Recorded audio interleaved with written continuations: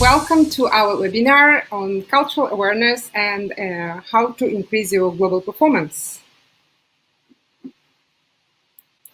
I would like, first of all, to introduce the objective of our webinar, and then I will present our speakers. So the objective of our webinar is to help you gain insights and share with you some cases on the importance of cultural awareness and discover effective tools and understand better cultural differences. So the key points of our webinars are, first, how to avoid common mistakes and learn from other companies about the mistakes due to cultural differences, how to apply efficient cultural tools to help drive performance, and hear from companies on how to succeed in diverse markets. As well, we would like to present you some solutions and tools to help you with your global strategy in your decision making. So our webinar, we hope that our webinar will bring you more information on the culture factor, on cross-cultural dimensions, on how to do your global management successfully, and on bring you more cultural awareness. I think on your side you can type for us some messages, ask questions, and we will try and answer them during the webinar or later on. So let's introduce to you our three speakers, Egbert Schramm, myself, Tatiana Miron, and Laura Drewett.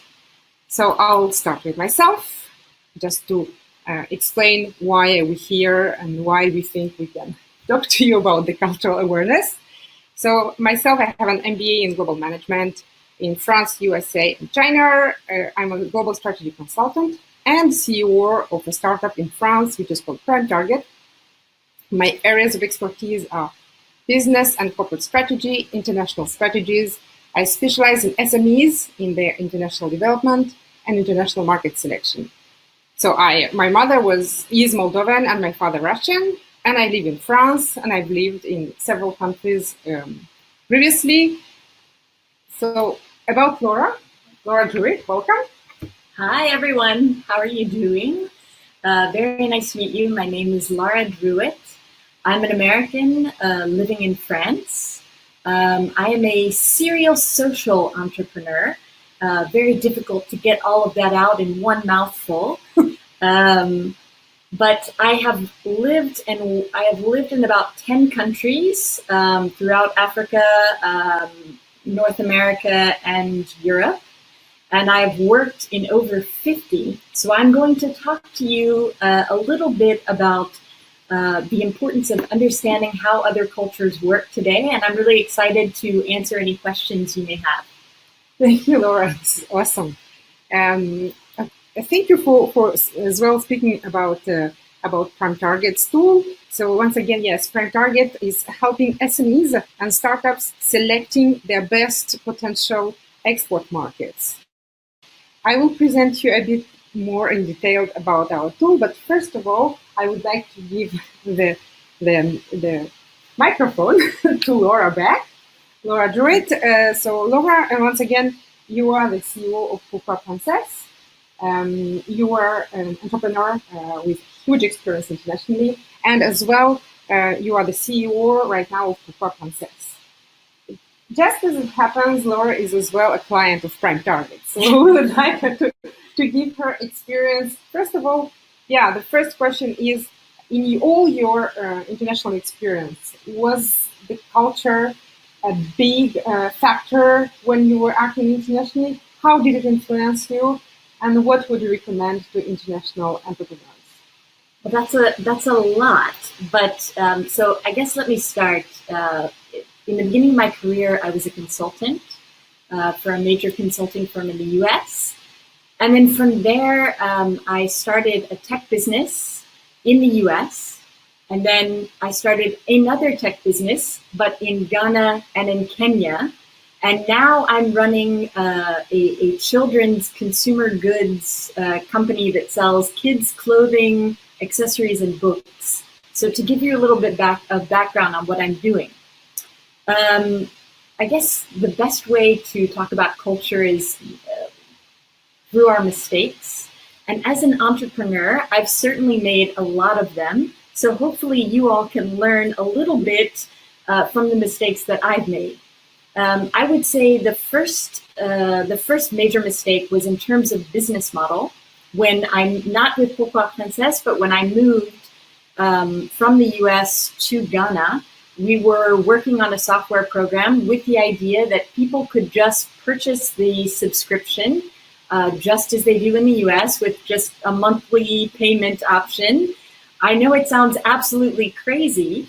When I say it out loud, I almost smile, but yes, we did have that mentality when we started. And in fact, it was not at all the case because people did not have the disposable income available to pay in the way that we were paying for software in the US. So we had this idea of freemium, and then we'll easily transfer them to paid subscriptions, and that did not at all materialize. However, there was a need for the software that we were selling, and what we realized is that mobile phones had just exploded across the African continent. And if we were going to make the business model work, we needed to look at how people were used to paying for things, and that was through micropayments. But it was a huge shift culturally, a very large shift, and a very, very different business model. So I think the biggest lesson for me is don't be afraid to have a lot of local people on your staff or people that are particularly from that country. Learn from your clients and understand that you may need to innovate the business model to meet the needs of a new population. And at the time when we were doing this in Africa, these sorts of micropayments had really just begun. So it was brand new and no one thought that this could work ever. But instead today our business is still running. It's called Isoko. So that is one experience. Now I am working in France, and I thought, well, I worked in Africa for over 10 years in various countries, so France and the US cannot be that different. Wrong again. Wrong again. And culture really, really comes into play. And I had a very interesting discussion with one of our partners. We are doing consumer products for kids. So first of all, there's a mentality with consumers even around spending for kids. In the US, your children are everything, and you will buy them tons and tons of clothes and tons of toys because they are the center of your universe. In France, that's actually less the case. People tend to buy clothes more secondhand for kids. Maybe they'll buy books, but it's a very different market.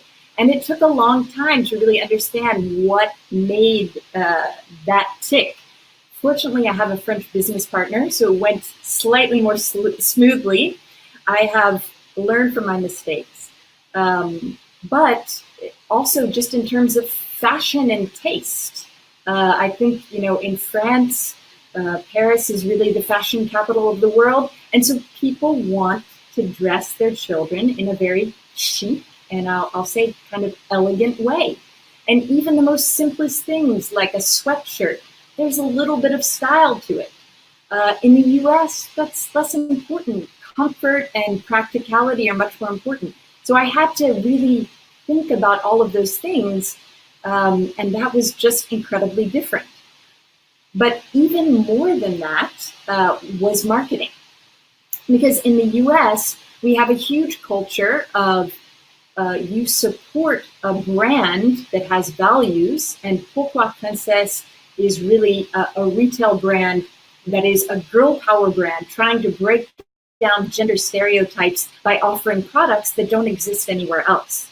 And in the US, there is a tradition of supporting social startups, social businesses, brands that have values behind them.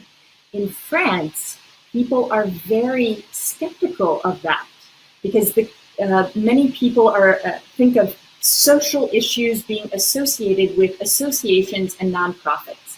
And it's not something that a business will take on. So while I had a lot of people saying to me, oh, that's fascinating, and they were willing to support me, Lara, as the individual, they were much less willing to support Pourquoi Princesse as a brand. And so always as a business, you're building a relationship with your customers. But in France, I had to spend a lot of time, and we've spent a year building a relationship with our community and informing them and talking to them about issues around gender equality and really educating them and sharing information. I think much more than I would have had to do in the US because the culture is just very different and the way brands are viewed are very different. And if I had not had my French business partner to consult with, I think I would have stormed in with my American mentality that, anything that we've done in the US, okay, we can just bring it in and transplant it.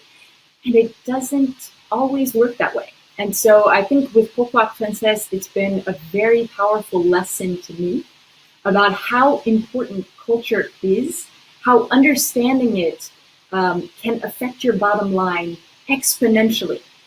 Because I think if we had just charged in with this product approach where it was sell, sell, sell, we would not have the relationships and the community that we have today in France, where we're able to sell because that trust has been built over time. So that's really kind of just two examples of differences in culture that I've experienced in my career. I'd be happy to answer any other questions that you may have in a little bit. Moving on, I think Tatiana had asked me, should you take culture into account? For me, it's completely obvious. And I always look at statistics. I look at hierarchy. I did consulting in various countries for years. And before I went into any country, I did a lot of research on the culture, on how to approach people, on how to influence people. If you're going to be successful in another environment, you need to understand what makes people tick, because education systems are different, social structures are different, and that's how people live.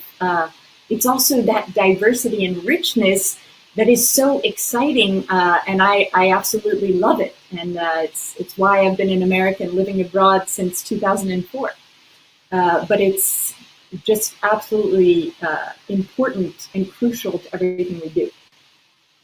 And I guess the final thing I want to talk about is with Prime Target, because I am a client.